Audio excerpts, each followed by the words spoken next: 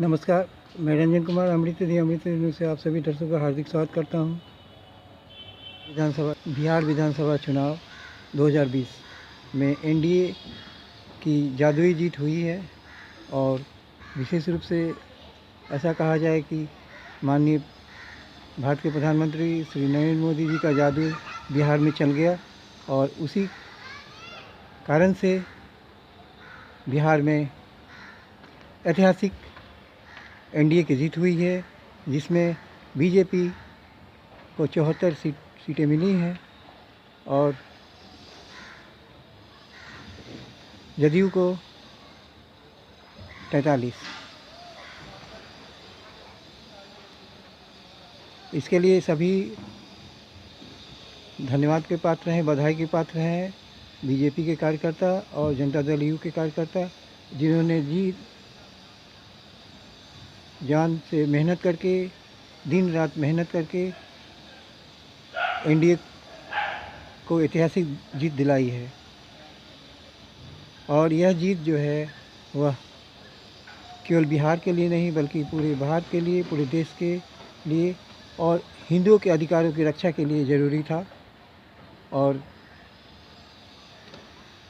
ऐसा कहा जाए कि बिहार में कमल का फूल मुस्कुरा रहा है, कमल का फूल खिला है और उम्मीद है कि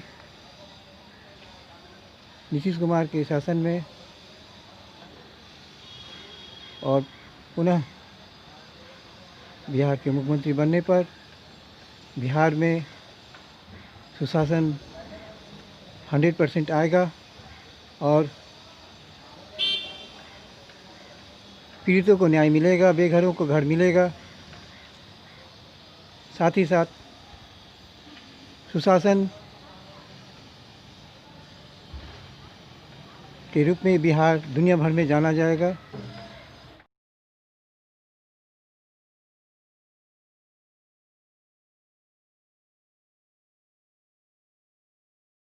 रंजन कुमार अमृत न्यूज़ से आपका हार्दिक स्वागत करता हूं। बीजेपी कार्यालय राजधानी पटना। मुझे बहुत खुशी हो रही है कि बीजेपी ने बहुत ही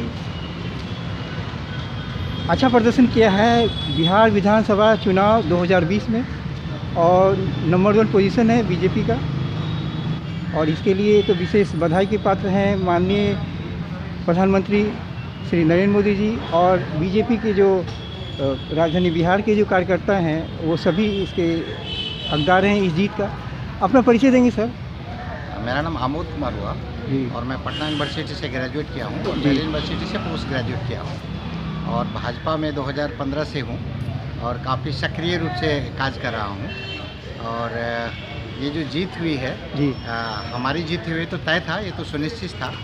तो ये लोग तो ऐसे ही मतलब हवा बना रहे थे कि भाई हम जीत रहे हैं, लेकिन द डे 1 से हमें पूरा का पूरा विश्वास था नहीं, हम ही जीतेंगे और हम ही सरकार बनाएंगे और हमें बनाना भी चाहिए, क्योंकि और बिहार के विकास के लिए ये बहुत ही आवश्यक था, बहुत ही ज़रूरी था।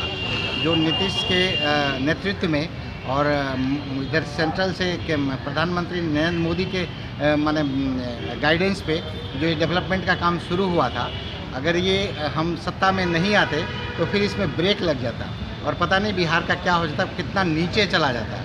तो जंगल राज से मुक्ति मिली है तो इससे बड़ी खुशी की बात हो ही नहीं सकती है हम सबके लिए, पूरे भारत के लिए। इस जीत के लिए आपको बधाई और सभी कार्यकर्ताओं को, सभी को लख लख बधाइयाँ।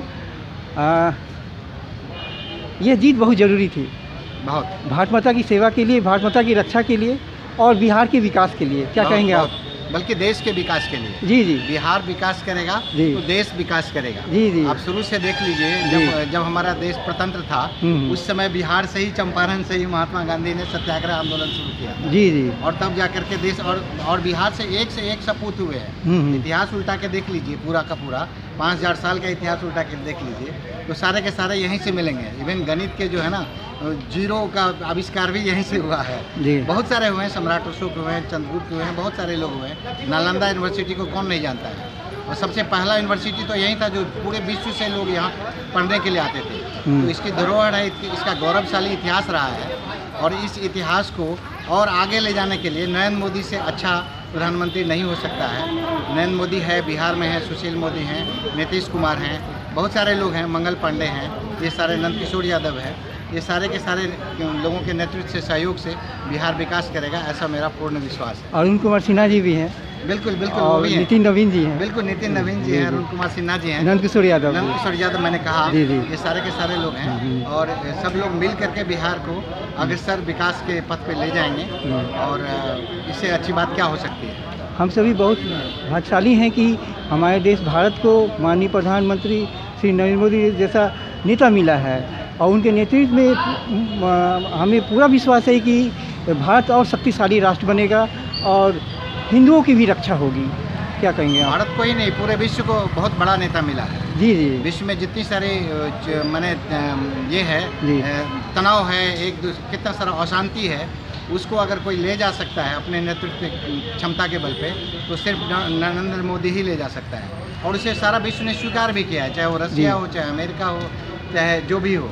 ये ग्लोबल लीडर हो चुके हैं वो, जी, स्टेट्समैन हो चुके हैं वो। कहाँ से उन्होंने शुरुआत किया और कहाँ जा करके हैं और फिर पता नहीं कहाँ कितनी ऊंचाई पर और जाएंगे।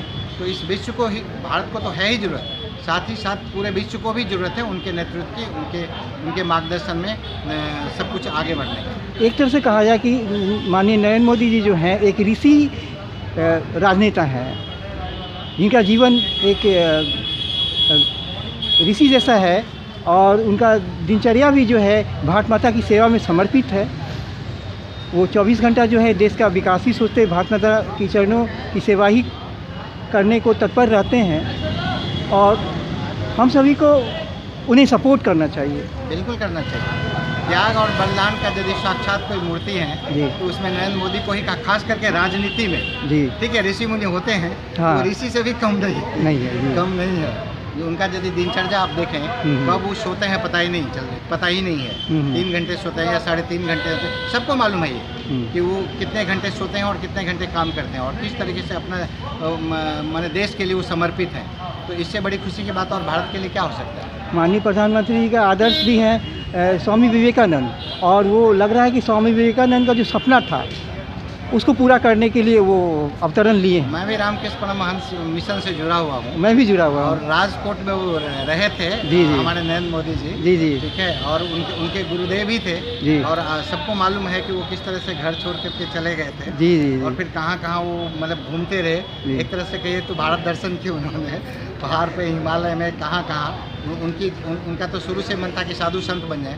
फिर उनको एक गुरुदेव मिले, रास्ता दिखाने वाले मिले और उन्होंने कहा नहीं, तुम भारत की राजनीति में जाओ, तुम यहाँ फिट नहीं हो। और उन्होंने बोला कि नहीं, तुम्हारी जगह वही है। और तब वो लौट करके चले आए और आज शिखर पे हैं भारत के प्रधानमंत्री के रूप में। श्री राम मंदिर का शिलान्यास भी हम सभी के लिए खुशी का विषय है, क्योंकि 500 वर्षों के बाद जो है वो हम लोग जो है ऐतिहासिक जीत हासिल किए हैं और वहाँ श्री राम मंदिर का निर्माण कार्य जारी है। अगर उनका नेतृत्व तो नहीं होता जी और अमित शाह का ये नहीं होता, दूरदर्शिता नहीं होता जी, ये राम मंदिर का इशू हो, चाहे जम्मू कश्मीर, एक देश में होते हुए भी भारत एक बहुत बड़ा देश है, प्रजातांत्रिक देश है और ये सबको दुख होता था या खटकता रहता था कि जम्मू कश्मीर का अलग राष्ट्रीय झंडा होता था। एक ही देश, संपूर्ण देश और उसका अलग झंडा, अलग संविधान, ये सारा का सारा ये इन्हीं दोनों के बदौलत, और लोग भी हैं सारे के सारे, हमारे अध्यक्ष JP नड्डा जी हैं, तो इन लोगों के सूझबूझ के कारण ही आज ये सारा का सारा समस्याओं का समाधान इन्होंने बिना किसी अशांति का इन्होंने निकाला। ये 500 वर्ष से लटका हुआ था। अयोध्या का राम मंदिर ले लीजिए, चाहे जम्मू कश्मीर का ले लीजिए, अलग स्टेट था, आज नहीं है, आज यूनियन टेरिटरीज में है। चाहे ये बहुत सारी चीज़ें हैं और ये हम क्यों भूलते हैं कि गरीबों का स्तर भी ये बढ़ा है। हाँ हाँ। आज घर घर में जल पहुंच रहा है और गैस का चूल्हा हमारे गांव में नल से अब जल मिलता है। जी जी। कोई सोचा भी नहीं होगा कि गांव में नल से जल मिलेगा जी। बिजली तो पहुंच ही गया है, गैस चूल्हा पहुंच गया है। आपको बिजनेस करना है, मुद्रा लोन की व्यवस्था कर दी गई है अगर कोई करना चाहता है तो। अब ये शिकायत नहीं किसी के पास हो सकती है कि हम कुछ करना चाहते हैं और मुझे अवसर नहीं है। अब इससे बड़ा सहयोग और क्या मिल सकता है। हम सभी भाग्यशाली हैं इसके लिए और आपने महत्वपूर्ण जानकारियाँ दी और आपने समय दिया, इसके लिए बहुत बहुत धन्यवाद। मैं रंजन कुमार, अमृत न्यूज़, पटना बिहार। नमस्कार। Thank you very much. Thank you.